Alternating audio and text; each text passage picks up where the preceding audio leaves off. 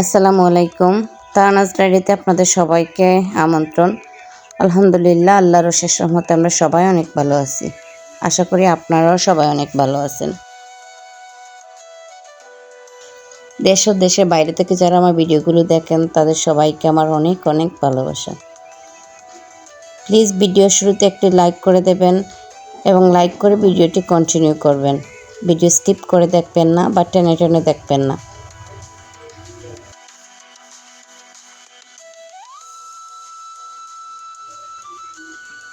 তো সকালবেলা আজকে সকালে নাস্তা শেষ করে, শুক্রবার ছিল যেহেতু, মেয়ের জন্য আর বাড়তি কোনো কাজ নেই, এর জন্য আমি আমার রান্নাঘরের চুলাগুলা মাটি দিয়ে লেপে নিলাম।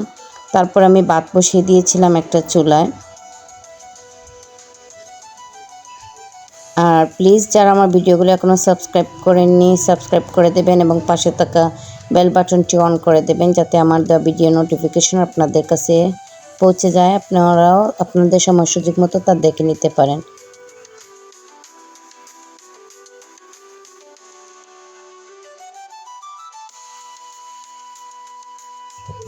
এটা হচ্ছে সিলেটের একটি শাক, এটার নাম হচ্ছে রুজট পাতা। তো অন্যান্য এলাকায় হয়তো বা এটা নাও চিনতে পারেন। এটা অনেকভাবেই খাওয়া যায়, বড়া বানিয়ে বা তরকারি করে বা একদম ঝুল করে খাওয়া হয়। এটা একটা আয়ুর্বেদিক ওষুধের মতো কাজ করে। এটার গুণের অনেক পুষ্টিগুণ, এটা অনেক ঔষধি গুণে ভরপুর। তো আমি আজকে শিং মাছ দিয়ে ঝুল করবো, এর জন্য কিছু পাতা নিলাম। আমি এরকম হাত দিয়ে ছোট ছোট টুকরা করে নিলাম এগুলাকে। পাতাগুলোর মধ্যে অন্য ধরনের একটা ঘ্রাণ, আমার কাছে এই ঘ্রাণটাই অনেক ভালো লাগে। এর জন্য আমি কিছুদিন পর পরই রান্না করি। যদিও আইজার বাবা আর আমি খাই, বাচ্চারা এখনও এই পাতাটা খাওয়া শিখেনি। ইনশাল্লাহ আমি শিখিয়ে দেব, কারণ এটা অনেক ভালো, অনেক উপকারী একটা পাতা। তো ফার্স্টে আমি কড়াইয়ের মধ্যে অল্প একটু তেল দিলাম, দিয়ে আমি একটু বেশি রসুন দেব। এই পাতাটা রান্না করতে একটু বেশি রসুনই লাগে, আর কিচ্ছু না।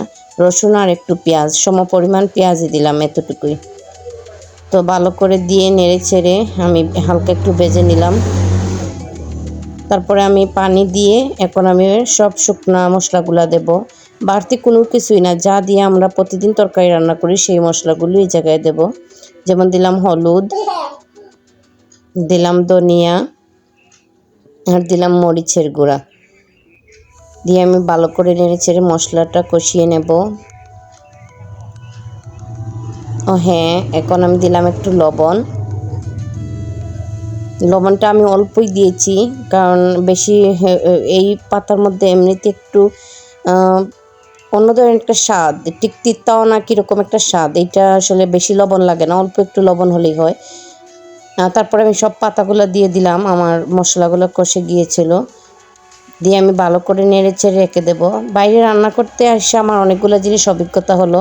মাটির চুলায় আসলে কোনো কিছু ঢেকে রান্না করলে একটু ধোয়া ধোয়া গন্ধ হয়ে যায়। এই জিনিসটা আমি আসলে জানতাম না, তাই সব জিনিস ঢেকে দিতাম, আর গন্ধের জন্য পরে আর খাওয়া যেত না। তো আলহামদুলিল্লাহ তো একটু একটু করে শিখে নিচ্ছি গ্রামের মানে গ্রামের জীবন সম্পর্কে। আলহামদুলিল্লাহ একদিন আমিও পাক্কা গ্রামের রাঁধুনি হয়ে যাব বা গ্রামের পাক্কা বউ হয়ে যাব, এরকমই।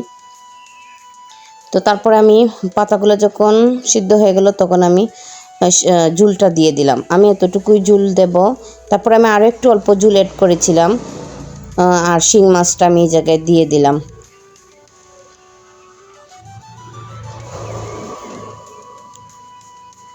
দিয়ে আমি বাড়তি একটা জিনিসের মধ্যে দিলাম কাঁচামরিচ, আর বাড়তি যে জিনিসটা দিলাম সেটা হচ্ছে হালকা একটু জিরা গুঁড়া। এইটা মানে দিলে আমার কাছে অন্যরকম একটু ভালো লাগে, আপনাদের ইচ্ছে না হলে না দিতে পারেন, কিন্তু আমার কাছে খুব ভালো লাগে একটু জিরা গুঁড়ো উপর থেকে দিলে একটু অন্যরকম একটা ঘ্রাণ আসে। তবে এইটা একবার খেয়ে দেখবেন। আমার মনে হয় না শাক আপনারা মানে খাওয়ার আগে বলবেন ঝুলটা দিয়ে বেশি করে ভাত খেয়ে নিই, এত স্বাদের হয় তরকারি আর এত উপকারী এটা। আমি আসলে সব উপকারী গুণ জানি না, এর জন্য সব কিছু শেয়ার করতে পারলাম না। তবে ছোটোবেলা থেকে দেখে আসছি মা খালারা, আমার মামিরা এগুলাই রান্না করতেন বেশি। কেউ অসুস্থ হলে বিশেষ করে এগুলাই ওনারা রান্না করতেন। তো যাই হোক, এদিকে আমি টমেটো দিয়ে পাঙ্গাস মাছ বোনা করে নিলাম।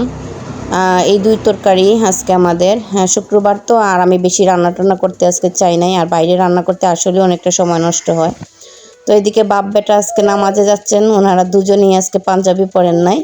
মাশাআল্লাহ, আমার বাবাটা শুক্রবার হলে ও মিস নাই, নামাজের জন্য পাগল হয়ে যাবে, ও যাবে। এদিকে আমরা ওরা নামাজ থেকে আসছে, আমাদের মা মেয়েরও নামাজ শেষ, তো আমরা এদিকে খাওয়া নিয়ে বসছি। তো আমি আমার প্রথমেই শাকটাই নিলাম, রুজত পাতা,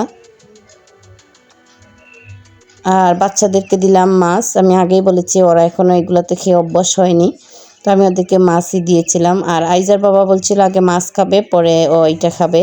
তবে মাশাল্লাহ, ও বাটির মধ্যে যা ছিল সবগুলোই ও খেয়ে ফেলেছিল। ওর কাছে এই জিনিসগুলো অনেক ভালো লাগে।